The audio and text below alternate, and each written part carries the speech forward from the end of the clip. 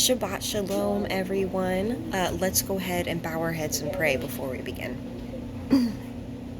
Yahuwah, Father to all who earnestly call upon his name, a faithful Father you are. You uphold your righteous and are merciful to the contrite.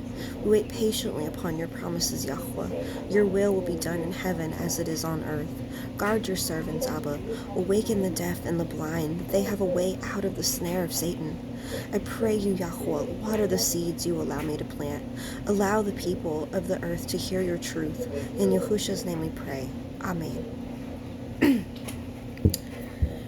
Shabbat Shalom, everyone. Welcome to Torah Truth Fellowship of Yahusha. I am your host, Brianna, and this is part 2 of the Testing Paul mini-series that we are doing. So, due to a lengthiness of the things that I have studied out, this series is going to have 3 parts. This is part 2. That way I can ensure that I cover everything in a timely way. So last week we tested Paul to Deuteronomy Chapter 13, and he passed the test. Think of last week as the milk, and this week is getting into the meat of the subject. Give me just one moment, you guys. Alright, sorry about that. So yeah, think of last week as the milk, and then this week we're getting into the meat of the subject. This week, we are going to address some specific topics and arguments that are made about Paul. And then we are going to extrapolate and test these arguments and see whether they are good arguments or not. This week, we are going to try and address quite a few different topics and arguments made about them concerning Paul. We are going to address boasting, the Church of Ephesus, food sacrificed to idols and eating unclean food, circumcision, no one is righteous, Jew versus Gentiles, speaking in tongues, and Christians, the label Christians.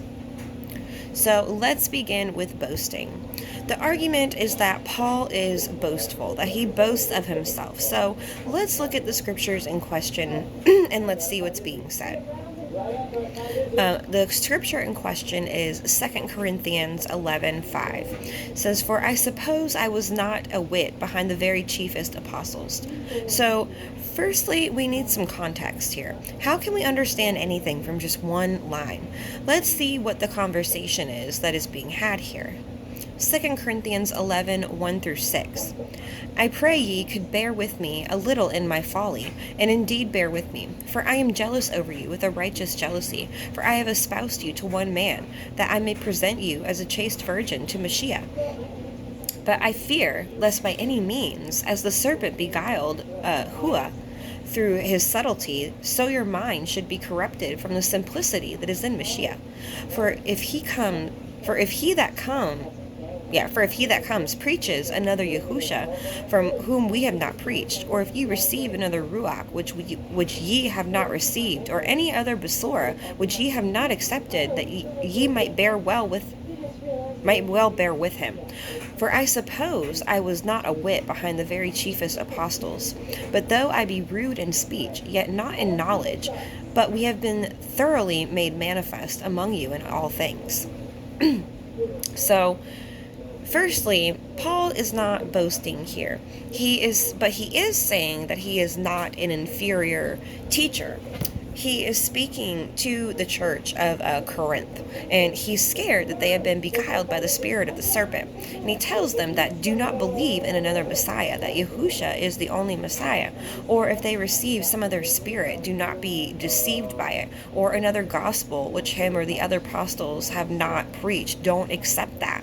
Then he goes on to say that he isn't inferior or lacking knowledge compared to the chief apostles. And the word that was used there is Strong's Greek number 5302, hustero. He is equally as knowledgeable as them. Paul was a very educated man. Paul was a smart guy. He obtained a lot of knowledge throughout his lifetime. And what Paul goes on to say in the next line is very interesting. He says that even though I be rude in speech, not in knowledge. The word rude or unpolished in some verses, it says, is Strong's Greek number 2399, idiotis. which means to be unskilled, unprofessional, untrained, and it's the word that we get idiot from.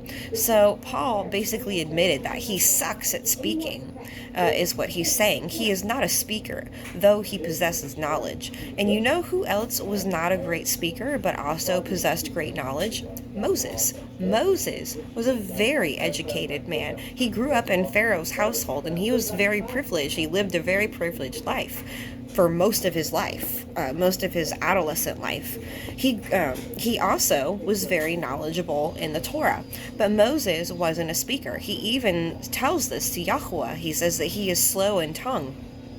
And then Yahweh became very frustrated with Moses and told him that his brother Aaron would speak for him, but Moses would possess the knowledge. I also personally feel this. I personally struggle with making my thoughts make sense outside of my head. I'm kind of a slow speaker too.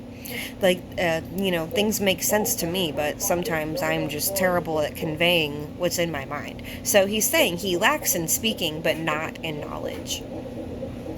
Next is 2 Corinthians 12:11.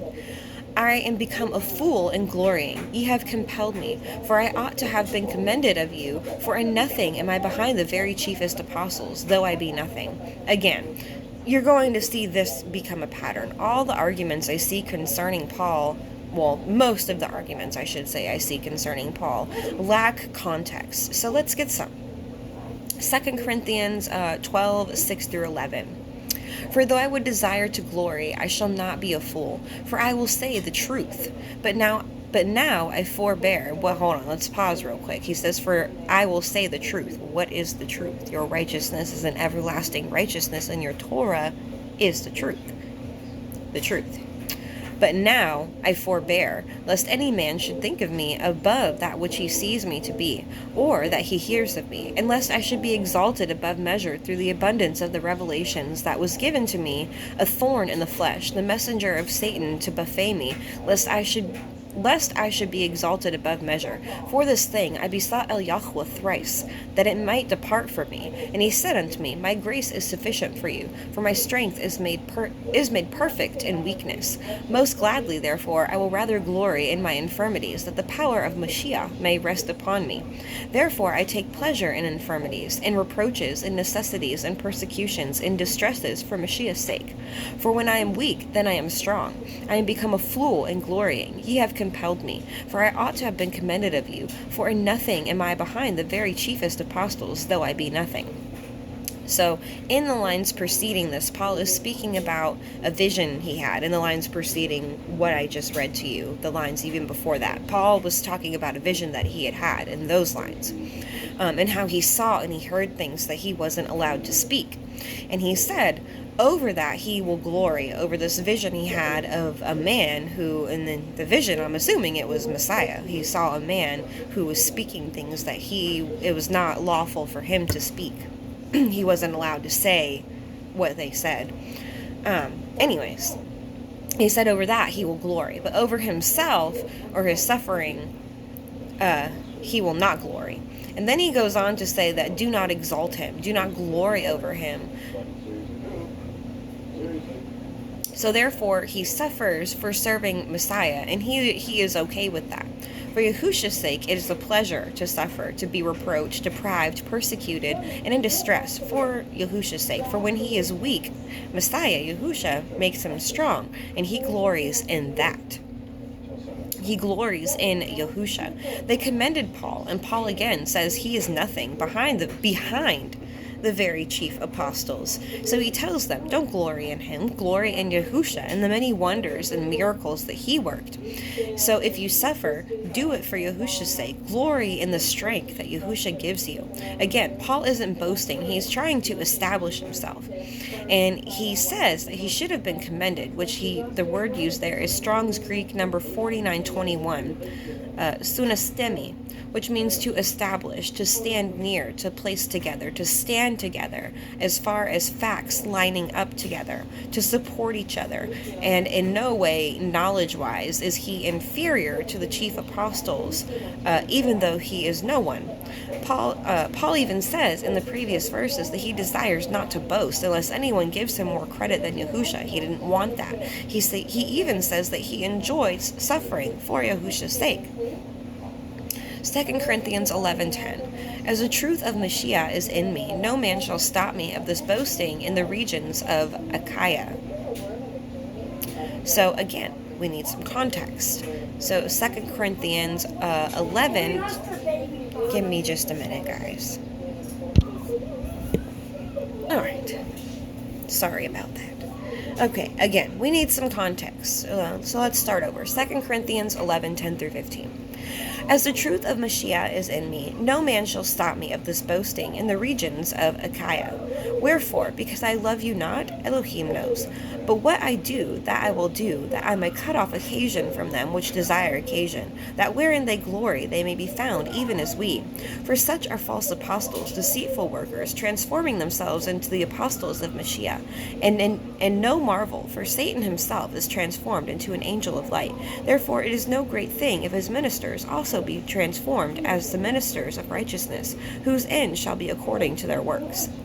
Is Paul boasting of himself here? I don't think so.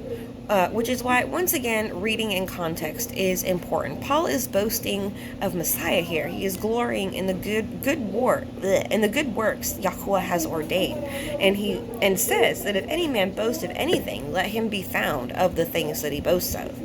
So overall, is Paul boastful of himself? No, I don't think he is. Paul is boastful of Yahusha and of Yahuwah's good works. He states that he is not lacking in knowledge, knowing just as much as the chief apostles. Though he isn't great at speaking, he doesn't lack in knowledge. He glories in his suffering and is glad to suffer for Messiah's sake. Alright, moving forward, we're going to address the church of Ephesus. We're going to read about half of Acts chapter 19. The argument here is that the church of Ephesus rejected Paul and called him evil. The actual lines in question are lines 8 and 9. Let's read them and then we'll get some context. Acts 19, 8 through 9. And he went into the synagogue and spoke boldly for the space of 3 months, disputing and persuading the things concerning the kingdom of Elohim.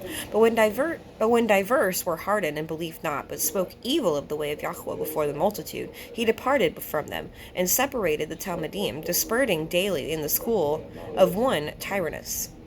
But I want to read about half of this chapter and get the full context of what is going on here, because if you did just take these 2 lines and run with them, you could draw that conclusion. Acts 19, 1 through 20.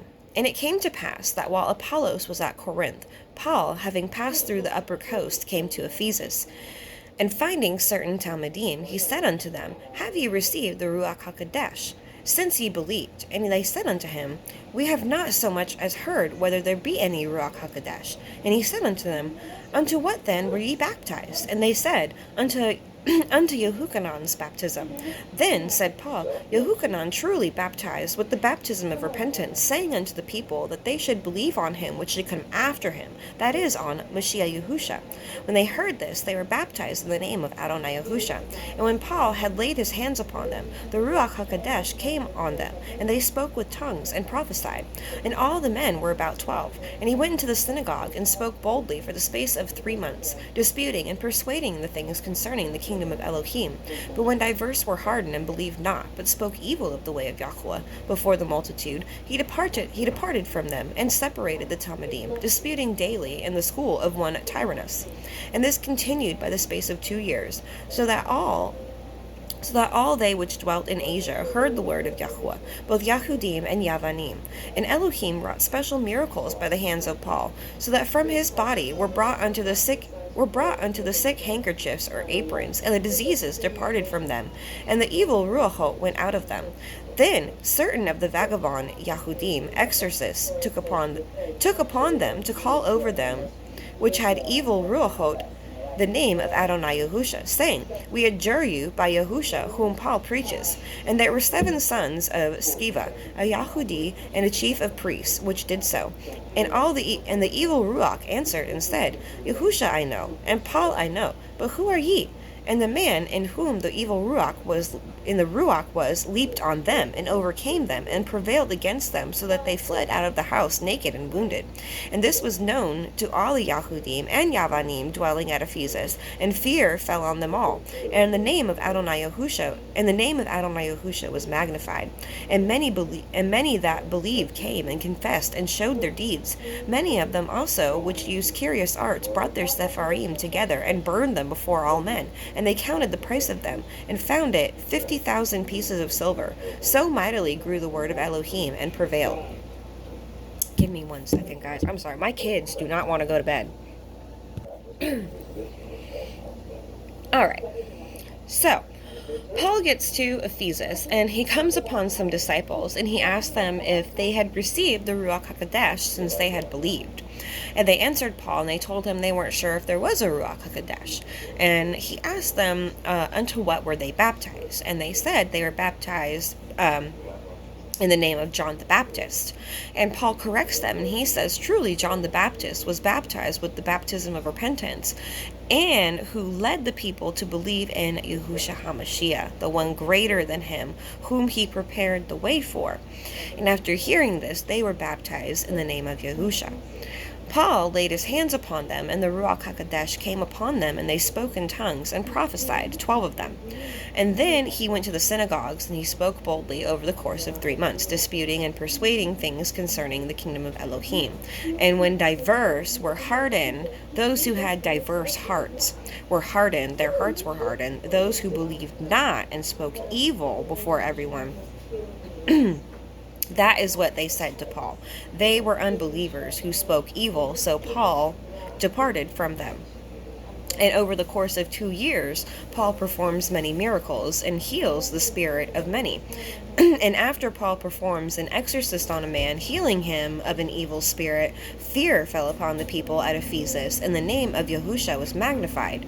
And many believed after that and confessed their sins. And those who performed curious arts, which is magic or witchcraft, they came and they burned all of their evil books.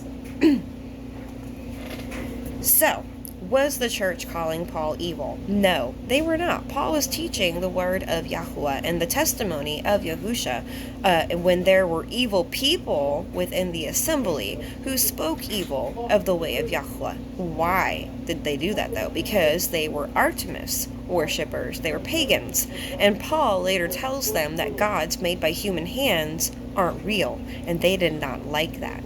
Of course, Paul faced some rejection. He was teaching pagans. His entire mission was preaching the gospel to pagans, people who believed in false gods. Do you know how hard that is to preach to people who most likely don't want to hear what you have to say, especially when you start telling them that their gods aren't real? Paul gained popularity later in the chapter, and many ended up following his teachings, and this made the blacksmiths who forged weapons to Artemis mad. They even said Paul had led many in Asia with his teachings, causing them to denounce their false gods, so they created an uproar in the city over their false god. Now we're going to talk about eating food sacrificed to idols and unclean food. 1 Corinthians 8:1. Now as touching things offered to idols, we know that we all have knowledge. Knowledge puffs up, but love edifies here. The argument is Paul is saying that it doesn't matter if you eat food sacrificed to idols. Let's read the whole chapter through and see what Paul is saying here. 1 Corinthians 8:1-13. Now as touching things offered to idols, we know that we all have knowledge. Knowledge puffs up, but love edifies. And if any man thinks that he knows anything, he knows nothing yet as he ought to know. But if any man love Elohim, the same is known of him. As concerning therefore the eating of those things that are offered and sacrificed unto idols, we know that an idol is nothing in the world, and that there is no other Elohim but one. For though there be that that are called Elohim, whether in heaven or earth, as there be Elohim many, and Adonim many. But to us there is but one Elohim, the Father, of whom are all things, and we in him, and one Yahweh Yahusha, the Mashiach, by whom are all things, and we by him. Howbeit there is not in every man that knowledge. For some with conscience of the idol unto this hour eat it as a thing offered unto an idol, and their conscience being weak is defiled. But food commends us not to Elohim, for neither if we eat are we the better, neither if we eat not are we the worse. But take heed, lest by any means this liberty of yours become a stumbling block to them that are weak. For if any man see you which have knowledge sit to eat in the idol's temple, shall not the conscience of him which is weak be emboldened to eat those things which are offered unto idols? And through your knowledge shall the weak brother perish, for whom Mashiach died. But when ye sin so against the brethren, and wound their weak conscience, ye sin against Mashiach. Wherefore, if food make my brother to offend, I will eat no flesh while the world stands, lest I make my brother offend. So eating things sacrificed to idols, we all have knowledge, but knowledge puffs up, makes people proud and boastful. But love edifies. And what is love? The Torah is love. Fulfilling the Torah is love. Paul even says that himself. Gaining knowledge out of love to Yahweh and his ways is what edifies us, because we will correct our brothers and sisters out of love for them. We will have love for our neighbors instead of correcting them to shame them and put them down, acting self-righteously. If any man thinks he knows anything, he knows nothing, except what he thinks he knows. People act like they know everything, especially nowadays, when in reality, they truly don't know anything. They're just babbling. We know idols are nothing, and that there is one Yahweh, the Father, of whom are all things, and us in him, and then one Yahusha, whom are by all things, and we by him. So howbeit every man doesn't have this knowledge. Even Yahweh says in the book of Isaiah, doesn't he know his idol is made of wood, that it's dumb? He says he uses the wood to make a fire, and then cooks his food, and then uses the remnant to make himself an idol. And doesn't he know it's a tree? Yet people conscious of this act will still do it because their conscience is weak and their ruach, their spirit, is defiled. But food isn't what commends us to Yahweh. Food offerings. Doing so, giving a food offering to Yahweh, doesn't make you any better or any worse. Eating meals dedicated to Yahweh isn't mandatory except for the feast days. All other, feasts dedicated to Yahweh, or not feasts, but meals dedicated to Yahweh, they should all be voluntary, of your own free will. And take heed of this, unless you make yourself a stumbling block to your brethren. And I've actually seen this a lot lately. People making commandments where there is no commandment. Yahweh's Torah is perfect, and it is a commandment to not add or take away from. If the matter cannot be found in the Torah, then it is not a commandment, and you should not be teaching it as such. Do not tell people your personal convictions that aren't specifically found in the Torah are commandments, unless you may cause your weaker brethren to stumble and turn away. Those who haven't been planted in good ground yet, but are trying to get there. That's what it means by weaker. Not everyone has a strong spirit or conscience, and we must be aware of that with our words and with our actions. So set the example for your brethren. Don't let your brethren see you going into the idol's temple. Even if you can resist temptation, it doesn't mean that your brethren who are babies that are still on milk can. If it may cause them to stumble, and through your knowledge, the example that you were setting, you cause your weaker brethren to perish into sin, for whom Yahusha died for. When you wound your weaker brethren's conscience, it's not just a sin against your brother or sister, but a sin against Yahusha too. Do not cause your brothers and sisters to stumble.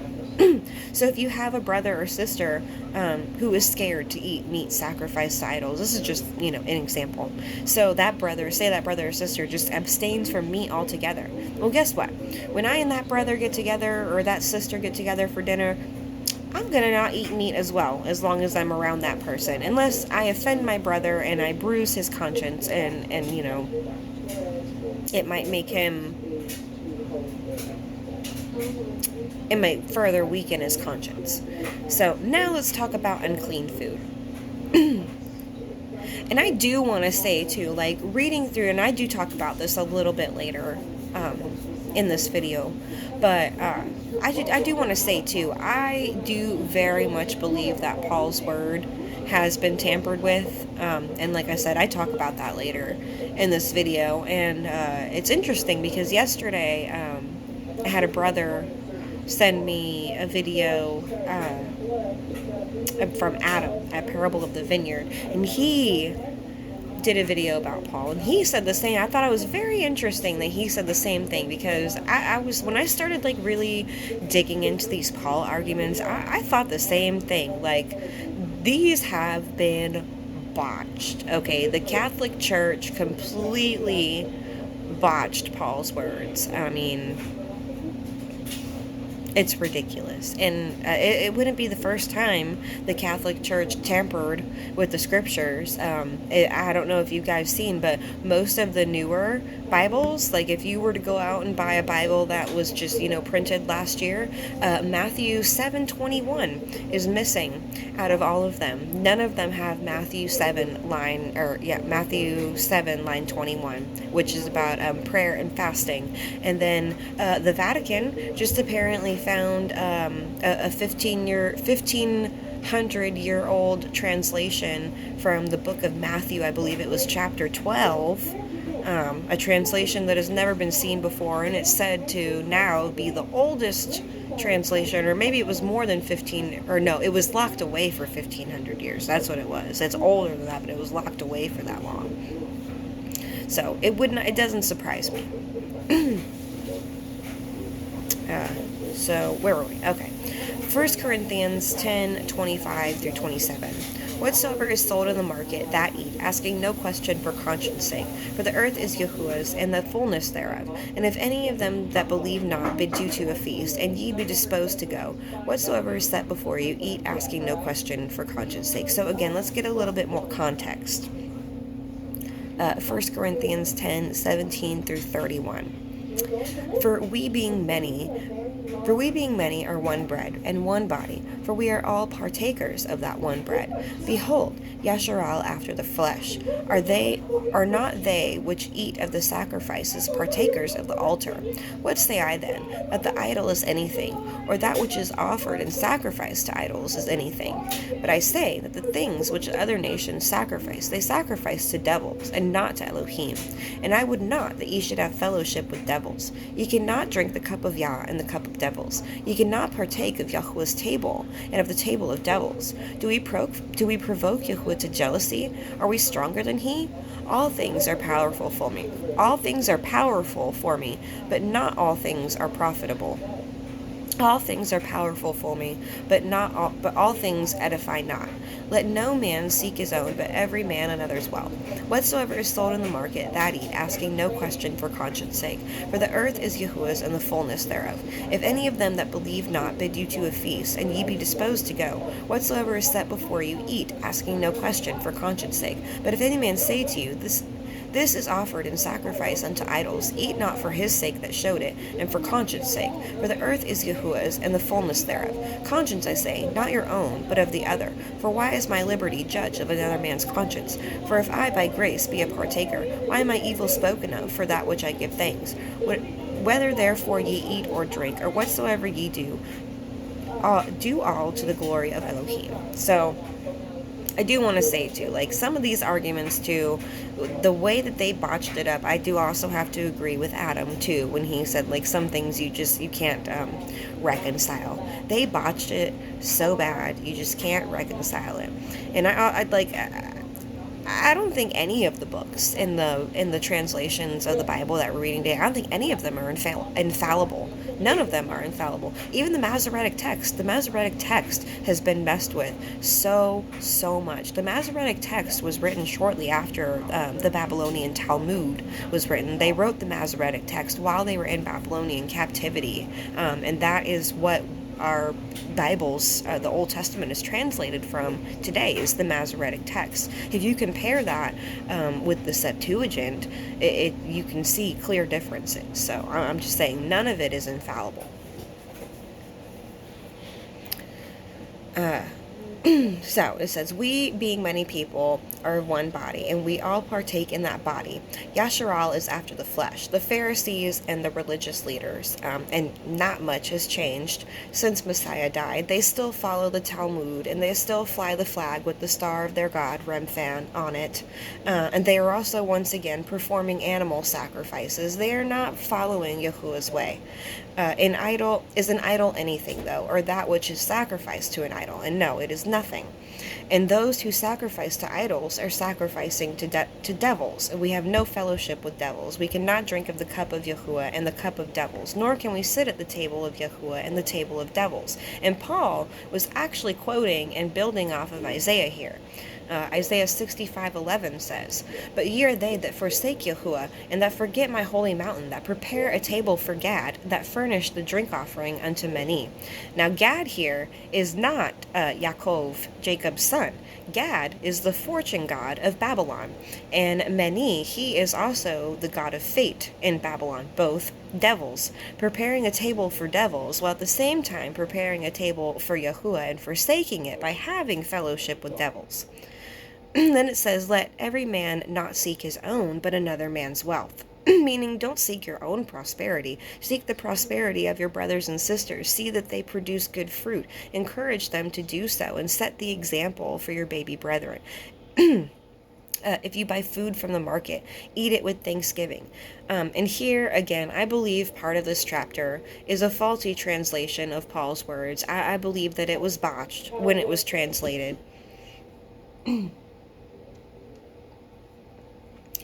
And eat that which is in the market with thanksgiving, giving all glory to Yahuwah. The earth is his, and the fullness thereof. And if a non-believer invites you to a feast, eat, unless you are privy that the food has been sacrificed to something. But I'm here to tell you that most non-believers are not sacrificing their food to everything. But if someone makes you privy to the fact that the food has been sacrificed to something, then don't eat it. Not because someone told you to, but because your conscience was made aware and you know not to eat it. Our liberty isn't judged by another man's conscience, but by our own conscience, by our own actions. Whether you eat or drink, do all of it giving thanks and glory to Yahuwah. And now, moving forward, we're going to get onto the topic of circumcision. 1 Corinthians 7:8-10. "I say therefore to the unmarried and widows, it is good for them if they abide even as I. But if they cannot, let them marry, for it is better to marry than to burn. And let the unmarried I command, and unto the married I command, yet not I, but Yahuwah, let not the woman depart from her man."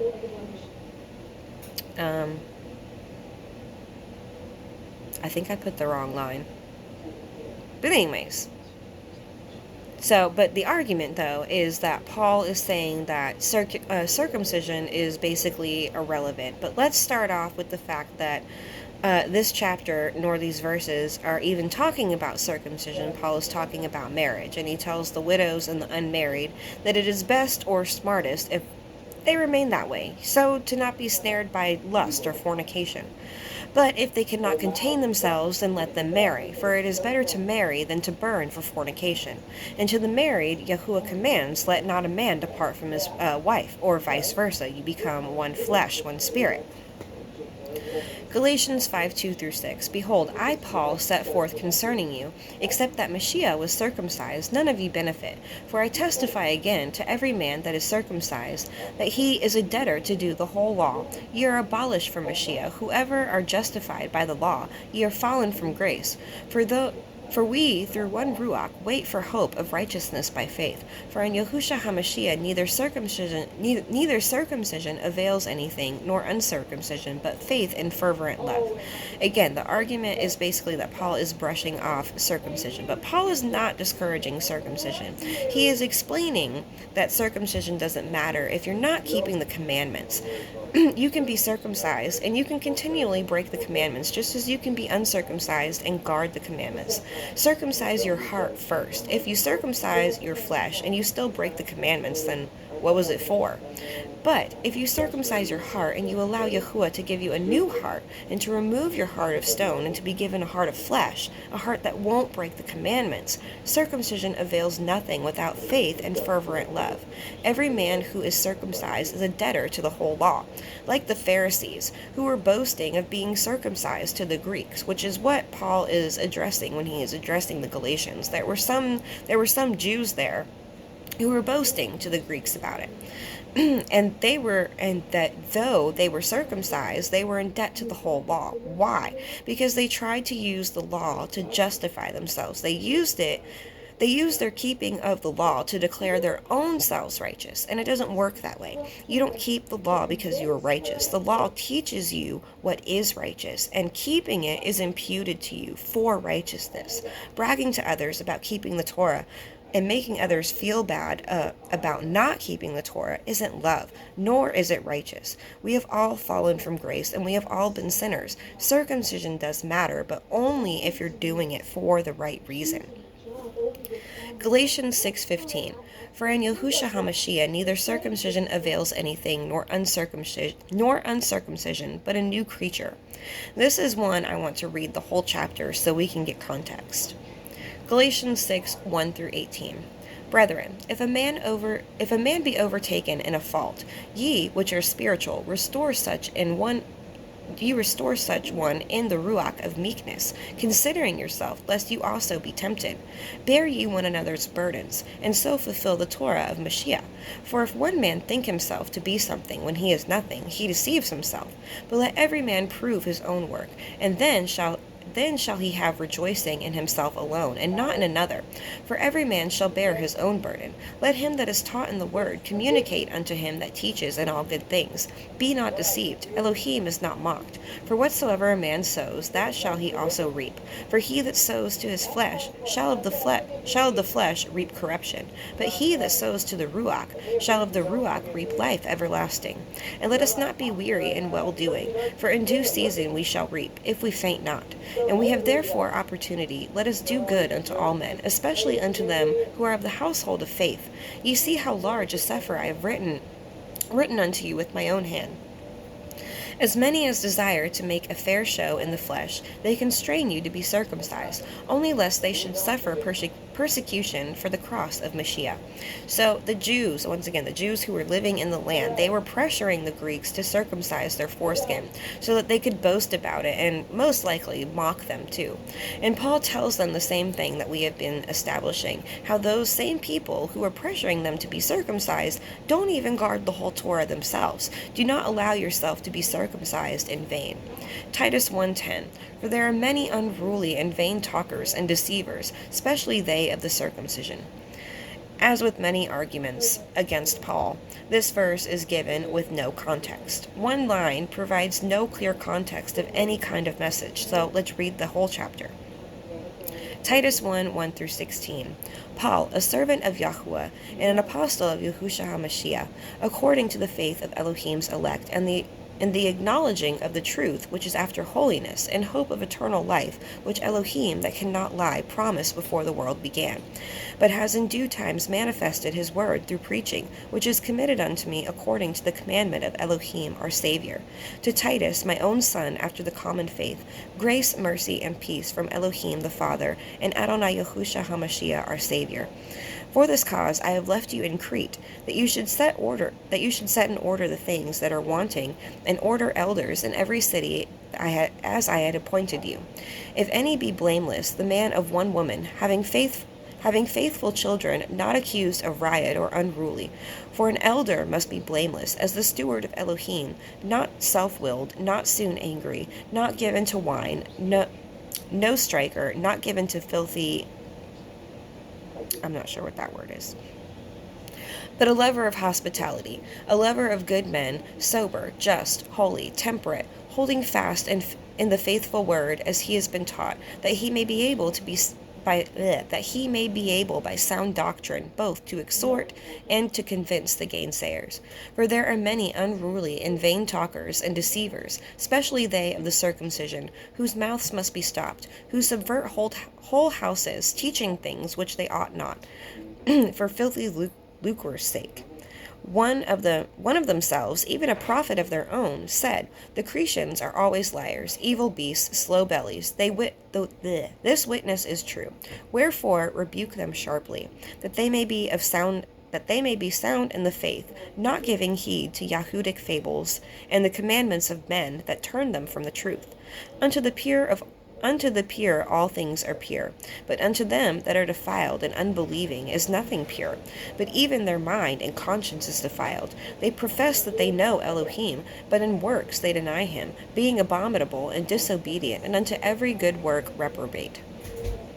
So we see Paul writing a letter to Titus, and he was not speaking against circumcision. He was speaking against the Jews who were in the land, the Jews who clung to Pharisaic Judaism, who clung to the fables of the Cabal, who were spreading lies and false Jewish fables that were causing people to err from the truth. He called them the children of the circumcision because it is their custom to be circumcised. But many of the Jews were not walking in the Torah. They were Torah talkers and not Torah walkers, and they also denied that Yahusha was the Messiah. So it's pretty safe to say that most of the Jews living during this time, they were not in good standing with Yahuwah. And they say that they know Yahuwah, but their works deny him, abominable, disobedient, and reprobate. Romans 2:25-29. For circumcision truly profits if you keep the Torah. But if you be a breaker of the Torah, your circumcision is made uncircumcision. Therefore, if the circumcision guard the statutes of the Torah, shall not his uncircumcision be counted for circumcision? And shall not his uncircumcision, which is by nature, if it fulfill the Torah, judge you, who with the scripture and the circumcision do transgress the Torah? For he is not Yahudi, which is one outwardly, neither is the circumcision which is outward in the flesh, but he is a Yahudi, which is one inwardly, and the circumcision that is of the heart, in the Ruach, and not in the letter, whose praise is not of men, but of Elohim. This, to me, personally, is a good one. I don't understand how anyone could understand this as Paul saying that circumcision doesn't matter. Paul just elaborated on what I've been saying this entire time. Hold on.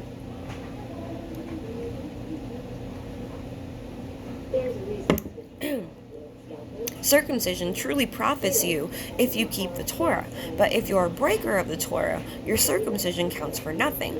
Though you're physically circumcised, it's the same as if you were never circumcised at all, and vice versa here. If an uncircumcised man fiercely guards the commandments, should it not be counted to him for circumcision? And if uncircumcision, which is by nature, if it fulfills the Torah, how can we be judged by those whom the scriptures were given and the circumcision were given to, and they transgress the Torah? So if a man who is in his natural state uncircumcised guards the Torah, how can a Jew who is circumcised and whom the scriptures were given to judge him when he is found a transgressor of the Torah?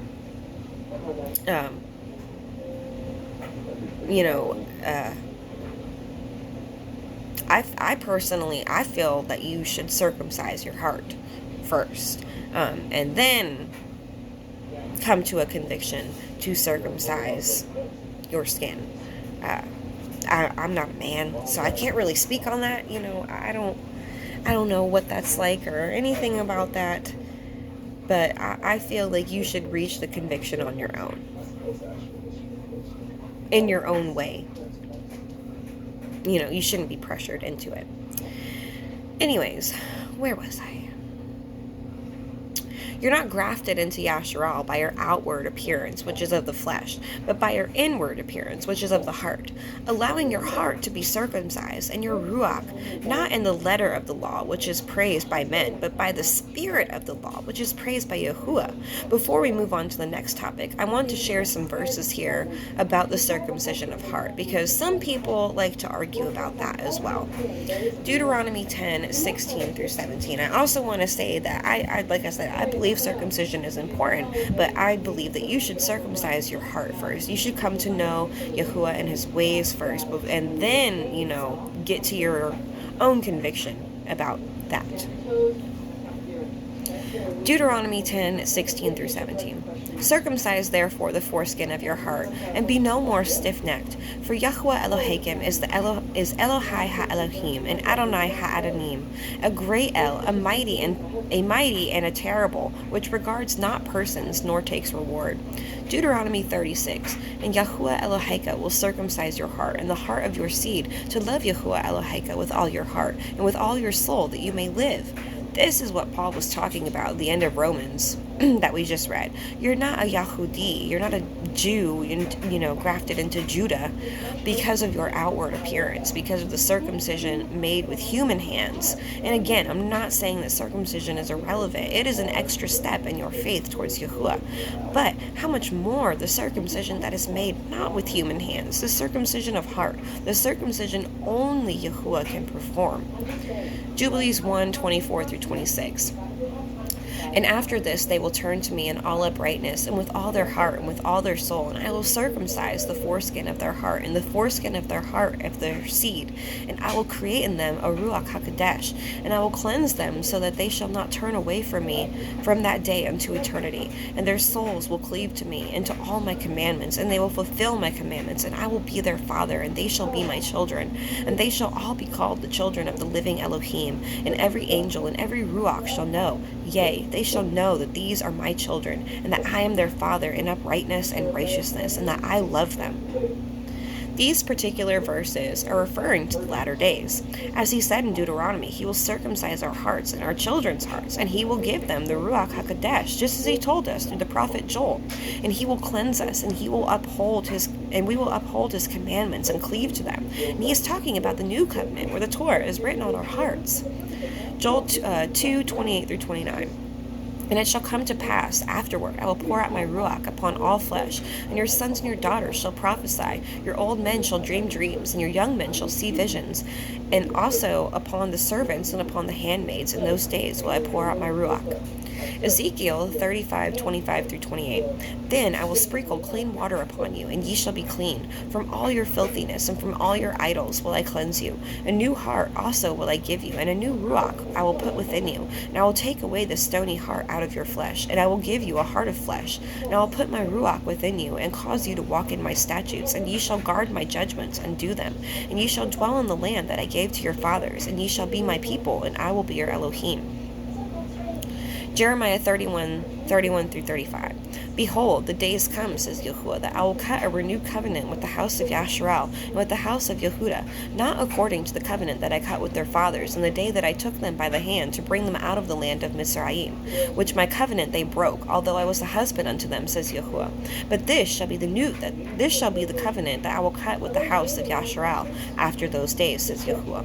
I will put my Torah in their inward parts and write it in their hearts, and will be their Elohim, and they shall be my people. And they shall teach no more every man his neighbor and every man his brother, saying, Know Yahuwah, for they all shall know me, from the least of them unto the greatest of them, says Yahuwah. For I will forgive their iniquity and will remember their sin no more. All right, next we're going to talk about how Paul said none are righteous. Romans 3:10-12. As it is written, there is none righteous, no, not one. There is none that understands. There is none that seeks after Elohim. They are all gone out of the way. They are altogether become unprofitable. There is none that does good, no, not one. Paul is kind of right. No one is righteous. We've all fallen short of the glory of Yahuwah. We are naturally sinful. It is not our righteousness that we perform, but Yahuwah's righteousness. It's his works, it's his glory, and it's his righteousness, not our own. What is Paul quoting here, though? He's quoting Psalms. Psalms 14:1-3. The fool has said in his heart, there is no Yahuwah. They are corrupt, and they have done abominable works. There is none that does good. Yahuwah looked down from heaven upon the children of men to see if there were any that did understand and seek Yahuwah. They are all gone aside. They are altogether become filthy. There is none that does good, no, not one. And also Psalms 53:1-3. The fool has said in his heart, there is no Yahuwah. Corrupt they are they, and have done abominable iniquity. There is none that does good. Yahuwah looked down from heaven upon the children of men to see if there were any that did understand, that did seek Yahuwah. Every one of them is gone back. They are altogether become filthy. There is none that does good, no, not one. I want to point out, though,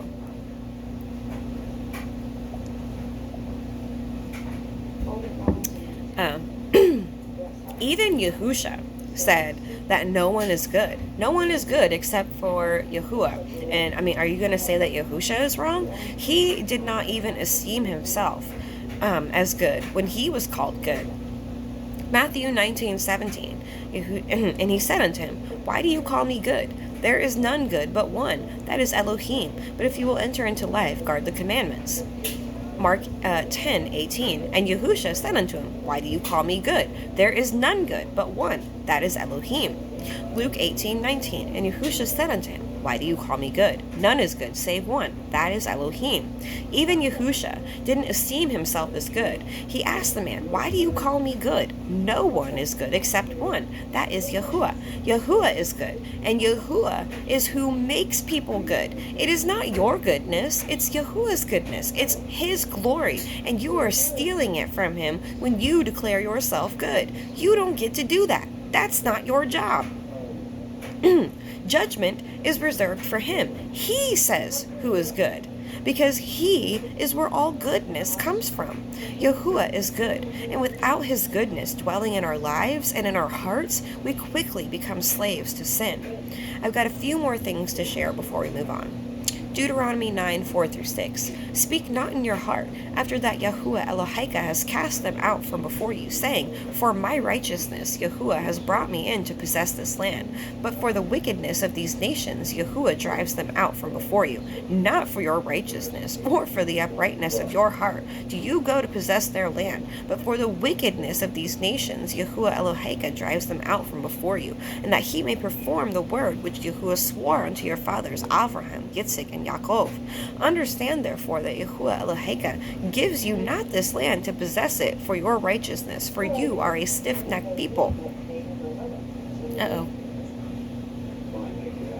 I lost my place. Hold on, guys. Oops.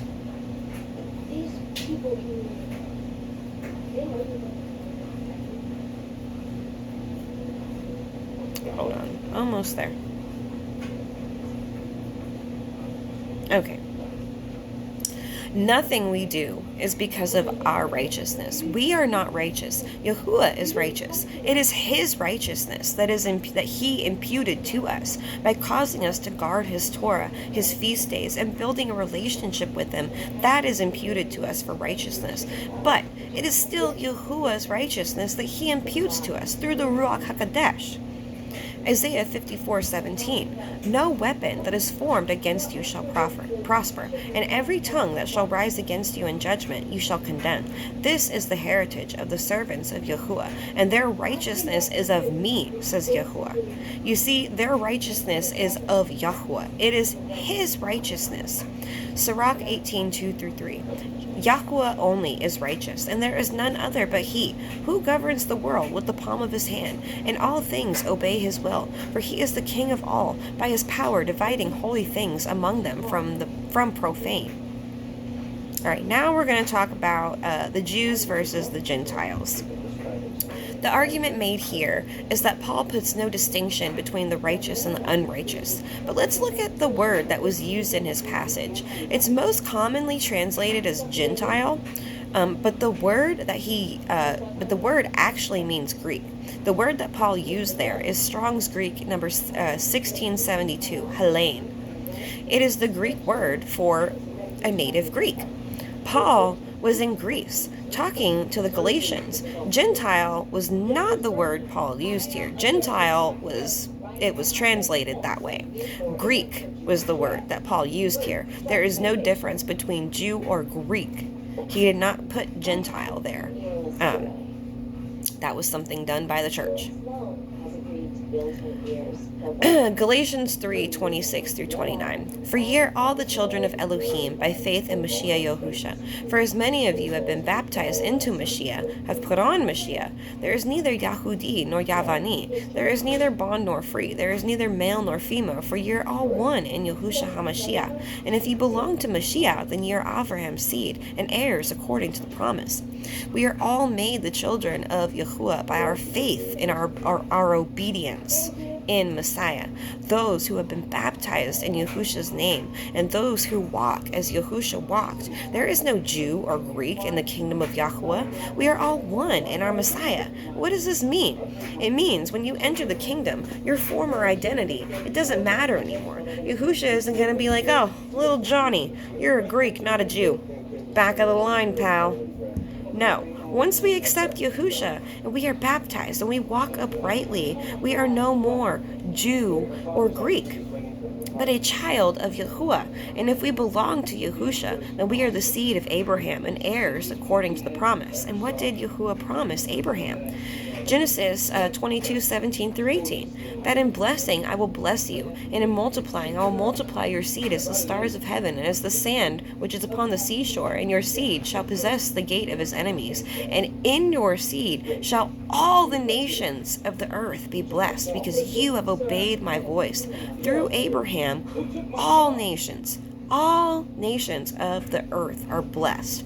All nations, not just Israel, which wasn't even a nation at the time of Abraham, but all nations. Abraham is the father of many nations, righteous and wicked. You have Isaac, who is the son of the righteous, and Ishmael, the son of the wicked. But Abraham is still both of their father. Genesis 17:4-5. As for me, behold, my covenant is with you, and you shall be a father of many nations. Neither shall your name any more be called Avram, but your name shall be Avraham. For a father of many nations I have made you. Let's get back to that word Gentile really quick. What does it mean? Strong's Greek 1483 and 1484. It refers to other nations that are non-Israel. Depending on context used, it can mean heathen, but it is mostly described to use a people or a race of people. A lot of us are Gentiles, well, used to be Gentiles, I should say. Are we not now reconciled to our Messiah, a child of Yahuwah, bought and paid for? Were we not all heathens at some point in our lives? Some of us were even worshiping other gods. But we were able to be grafted back into the covenant of Yasharal, while native-born branches were cast off. Why were they cast off? For unbelief they were cast off. And for the same reason, we can be cast off as well, unless anyone boasts about their status. Ephesians 2:18-20. For through him we both have access by one Ruach unto the Father. Now therefore ye are no more strangers and foreigners, but fellow citizens with the Kodashim, and of the household of Elohim, and ye are built upon the foundation of the apostles and prophets, Yahusha HaMashiach being the chief cornerstone. And he was actually quoting Isaiah here too. Isaiah 28:16. Therefore thus says Adonai Yahuwah, behold, I lay in Sion for a foundation a stone, a tried stone, a precious cornerstone, a sure foundation. He that believes shall not make haste. Ephesians 4:4-7. There is one body and one Ruach, even as ye are called in one hope of your calling, one Yah, one faith, one baptism, one Elohim and Father of all, who is above all and through all and in you all. But unto every one of us is grace given according to the measure of the gift of Mashiach. The sons and daughters of strangers have been joining Yahuwah to serve him since the prophets. Isaiah 56:6-8. Also the sons of the stranger that join themselves to Yahuwah to serve him, and to love the name of Yahuwah, and to be his servants. Everyone that guards the Shabbat from polluting it, and takes hold of my covenant, even them will I bring to my holy mountain, and make them joyful in my house of prayer. Their ascending smoke offerings and their sacrifices shall be accepted upon my altar. For my house shall be called a house of prayer for all people. Adonai Yahuwah, which gathers the outcasts of Yasharal, says, Yet I will gather others to him, besides those that are gathered unto him. Hosea 2:20-23. I will even betroth you unto me in faithfulness, and you shall know Yahuwah. And it shall come to pass in that day, I will hear, says Yahuwah. I will hear the heavens, and they shall hear the earth, and the earth shall hear the grain, and the wine, and the oil, and they shall hear Yisrael. And I will sow her unto me in the earth, and I will have mercy upon her that had not obtained mercy. And I will say to them, which were not my people, you are my people, and they shall say, you are my Elohim. The last one, we're going to move forward. Zechariah 2:10-11. Sing and rejoice, O daughter of Sion, for lo, I come, and I will dwell in the midst of you, says Yahuwah. And many nations shall be joined unto El Yahuwah in that day, and they shall be my people, and I will dwell in the midst of you, and you shall know that Yahuwah Sabaoth has sent me unto you. Now we're going to talk about speaking in tongues. The scriptures in question here are in 1 Corinthians Chapter 14. So we are just going to read the whole chapter in context here, and we're just going to see what Paul's saying. 1 Corinthians 14, 1-33. Follow after love and desire spiritual gifts, but rather that ye may prophesy. For he that speaks in an unknown tongue speaks not unto men, but unto Elohim. For no man understands him. Howbeit in the Ruach he speaks mysteries. But he that prophesies speaks unto men edification and exhortation and comfort. He that speaks in an unknown tongue edifies himself, but he that prophesies edifies the called out assembly. I would that ye all spoke with tongues, but rather that ye prophesied. For greater is he that prophesies than he that speaks with tongues, except he interpret, that the called out assembly may receive edifying. Now, brethren, if I come unto you speaking with tongues, what shall I profit you, except I shall speak to you either by revelation, or by knowledge, or by prophesying, or by doctrine, even things without life giving sound, whether pipe or kithara, except they give a distinction in the sounds, how shall it be known what is piped or harped? For if the shofar give an uncertain sound, who shall prepare himself for battle? So likewise, ye, except ye utter by the tongue words easy to be understood, how shall it be known what is spoken? For ye shall speak into the air. There are, it may be, so many kinds of voices in the world, and none of them is without signification. Therefore, if I know not the meaning of the voice, I shall be unto him that speaks a barbarian, and he that speaks shall be a barbarian unto me. Even so, ye, forasmuch as ye are zealous of spiritual gifts, seek that ye may excel to the edifying of the called out assembly. Wherefore let him that speaks in an unknown tongue pray that he may interpret. For if I pray in an unknown tongue, my Ruach prays, but my understanding is unfruitful. What is it then? I will pray with the Ruach, and I will pray with the understanding also. I will sing with the Ruach, and I will sing with the understanding also. Else when you shall bless with the Ruach, how shall he that occupies the room of the unlearned say Amen at your giving of thanks, seeing he understands not what you say? For truly give thanks well, but the other is not edified. I thank my Elohim, I speak with tongues more than ye all, yet in the assembly I had rather speak 5 words with my understanding, that by my voice I might teach others also, than 10,000 words in an unknown tongue. Brethren, be not children in understanding. Howbeit in malice be ye children, but in understanding be men. In the precepts it is written, with other tongues and other lips I will speak unto this people, and yet for all that will they not hear me, says Yahuwah. Wherefore tongues are for a sign, not to them that believe, but to them that believe not. But prophesying serves not for them that believe not, but for them which believe. If therefore the whole assembly comes together into one place, and all speak with tongues, and there come in those that are unlearned, or unbelievers, will they not say that ye are mad? But if all prophesy, and there come in one that believes not, or one unlearned, he is convinced of all, he is judged of all, and thus are the secrets of his heart made manifest. And so falling down on his face, he will worship Elohim, and report that the Elohim of truth is in you. How is it then, brethren, when ye come together, every one of you has a psalm, has a doctrine, has a tongue, has a revelation, has an interpretation? Let all things be done unto edifying. If any man speak in an unknown tongue, let it be by 2, at the most by 3. And by that course let one interpret. But if there be no interpreter, let him keep silence in the assembly, and let him speak to himself and to Elohim. Let the prophets speak 2 or 3, and let the other judge. If anything be revealed to another that sits by, let the first hold his peace. For ye may all prophesy one by one, that all may learn, and all may be comforted. And the ruachot of the prophets are subject to the prophets. For Elohim is not the author of confusion, but of peace, as in all assemblies of the Kodashim. All right. Follow after love. What is love? Paul says himself that love can be understood in one word, the Torah. Love is the fulfilling of the Torah. And they were desiring spiritual gifts, like what happened at Pentecost.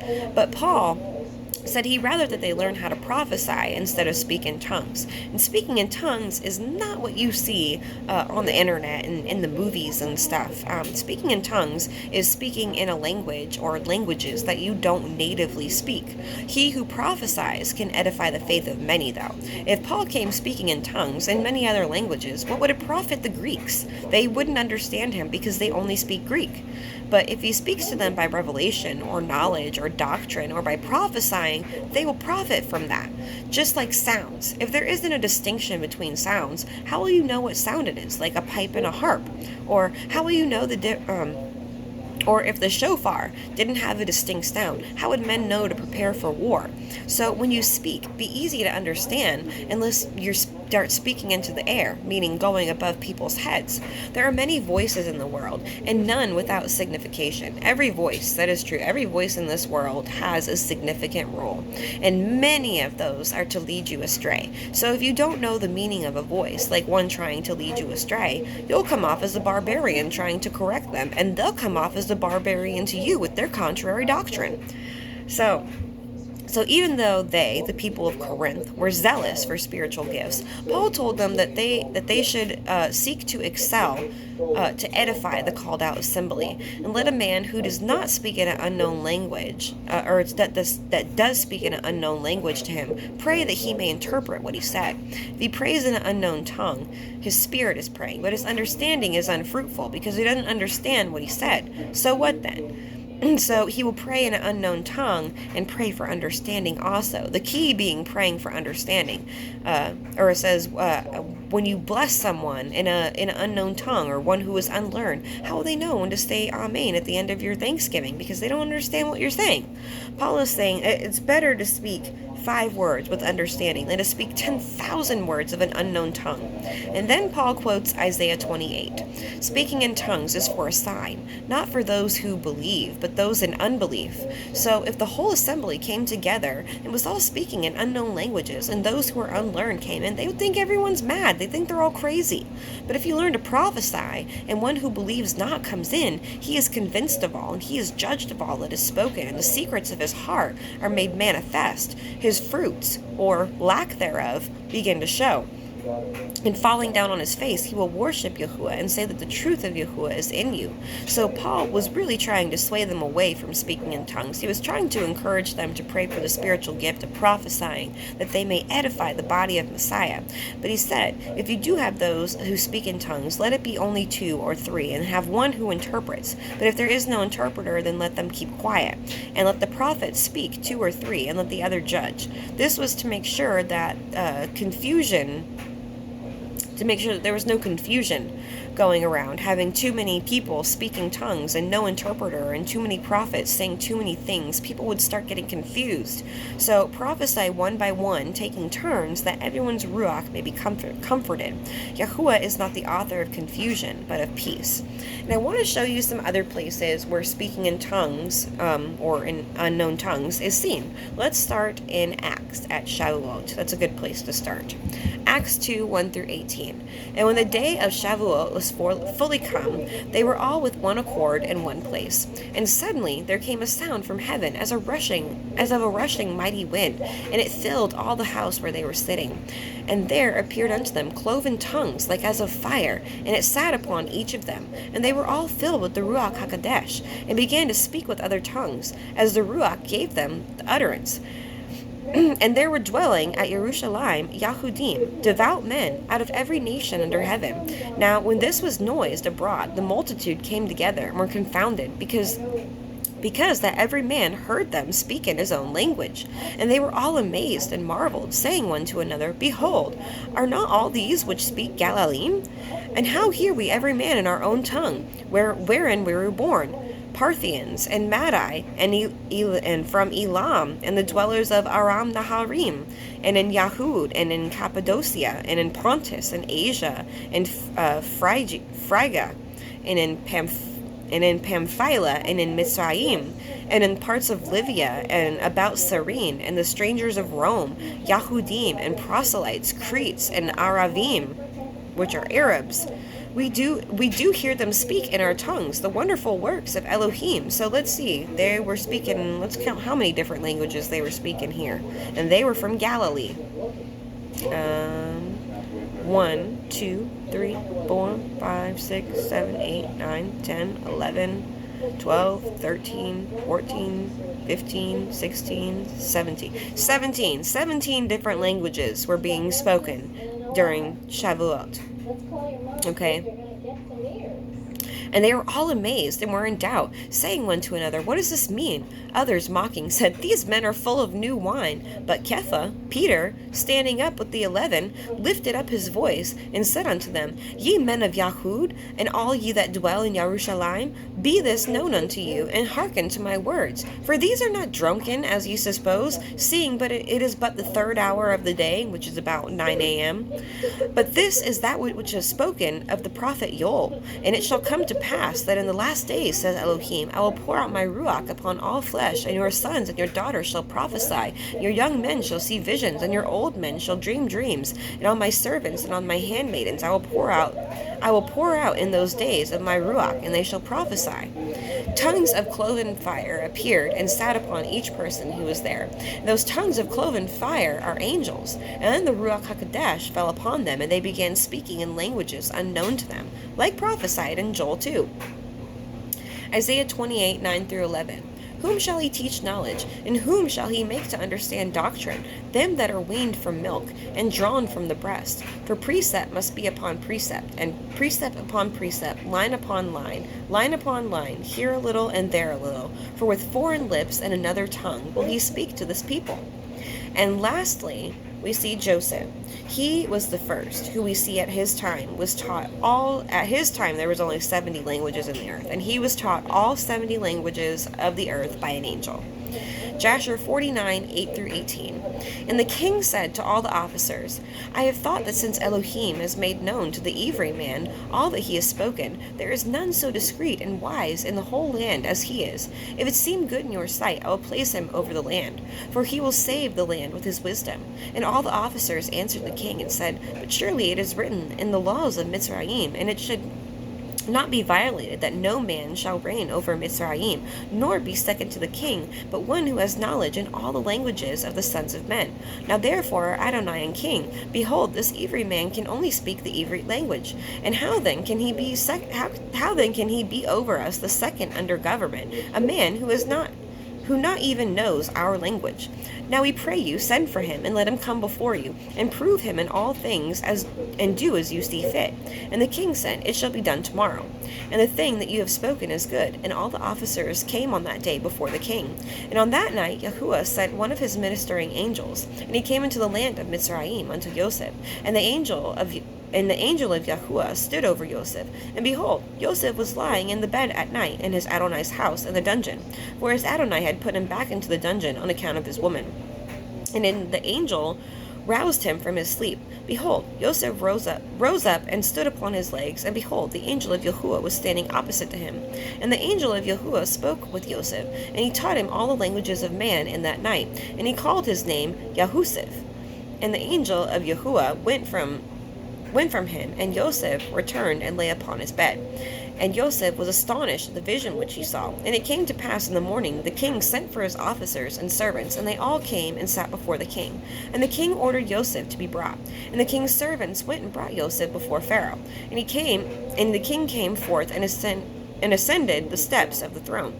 And Joseph spoke unto the king in all the languages. And Joseph went up to him and spoke unto the king until he arrived before the king in the 70th step. And he sat before the king. And the king greatly rejoiced on account of Joseph. And all the king's officers rejoiced greatly with the king when they heard all the words of Joseph. Lastly, let's address the term Christian. The argument here is that Christianity or Christ is some bad word that we can't say. So here is the scripture in question. Acts 11, 22 through 26. Then tidings of these things came unto the ears of the called out assembly, which was in Jerusalem. And they sent forth Barnabas, that he should go as far as Antioch, and who when he came and had seen the grace of Elohim, was glad, and exhorted them all, that with purpose of heart they would cleave unto Yahweh. For he was a good man, and full of the Ruach HaKodesh, and of faith, and much people were added unto Yahweh. Then departed Barnabas to Tarsus, for to seek Paul. And when he had found him, he brought him to Antioch. And it came to pass that a whole year they assembled themselves with the called out assembly, and taught much people. And the Talmudim were called Mashianim first in Antioch. A lot of translations say Christians. They were called Christians first. So let's get into it. So Barnabas went to Antioch, which is a city in Greece. And he was well accepted, and he added many people to Yahuwah. And then he went and found Paul, and he brought him to Antioch, and they remained there a whole year together. And the people of Antioch were the first people to call the disciples Christians. Paul and Barnabas were speaking to the Greek people. And Greek, the Greek word for Messiah is Christos, both mean anointed one. So I want to make this clear here. Words translate, okay? Messiah is a word. Mashiach, Messiah, it is a word. It is not a name. Yahusha is his name, and that doesn't change. But Messiah is a title. It is a word. Yahusha, the anointed one. And Christos is the Greek word for anointed one. Like in Spanish, when you say house, you don't say house in Spanish, you say casa. Or butterfly in French is papillon. In German, ambulance, do you know what the German word for ambulance is? It's Krankenwagen. Words translate, and Christos is a word that means anointed one. It is not pagan. Now, adding the J name in front of it, now that makes it pagan. The J name is a pagan name, and names do not change. And as we stated as well, Paul didn't give them this name. Paul wasn't like, hey guys, we're called the Christians now. The people of Antioch gave them this name, and they were first called the Nazarim before they were ever given the name Christian.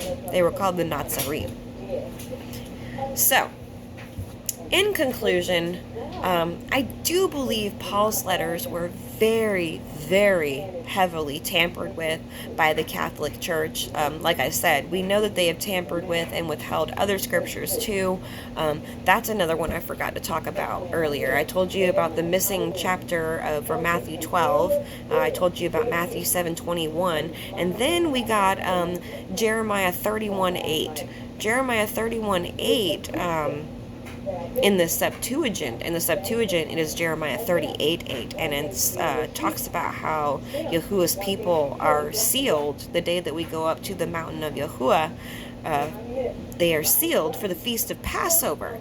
But if you look at Jeremiah 31:8 in the Masoretic text, it doesn't say anything about being sealed to the feast of Passover. So it's not just Paul's letters that have been tampered with. No translation of scripture that we have today is infallible. And I believe that Yahuwah did it that way on purpose. I believe he did it so people would seek his truth harder. I think he also did it to have more people turned away to destruction. I mean, we know he creates the evil, the wicked, and the righteous. He makes some vessels for honor and some vessels for dishonor. It's all in his will. And who are we to say, that it's not in his will? But as Adam said, I'm not going to jump out here with some crazy claims, saying Paul is a false apostle. That is a steep claim to make. A very steep claim to make, and I'm not going to make any kind of claims like that. I do believe his letters were tampered with, altered, had things taken out, had things added, but that pretty much finishes it up for this week. Next week, we're going to get into even more topics like the Sabbath and women, salvation, peace. We're going to talk about Yahusha, grace versus works, and more. So let us go ahead and wrap this up with a prayer, you guys. My eyes are burning. I need to get some blue light glasses. Alright, let's wrap this up with a prayer, guys. Abba, we come before you with humble and seeking hearts, asking for your guidance and truth. Yahuwah, fill us with your knowledge and correct us if we may be wrong. Strengthen us in understanding that we may edify your body. Protect our ruachs, which are weak, by giving us yours, which is strong. Yahuwah, you are a stronghold, a fortress to those who love you. A good father you are. Keep those who love you near you, and don't let them depart. Praise you, Yahuwah. Hallelujah, Yahuwah. In Yahushua's name we pray. Amen. All right, brothers and sisters, I will see you again next week when we get even more into these Paul arguments. I hope you enjoy the rest of your Shabbat, and Shalom.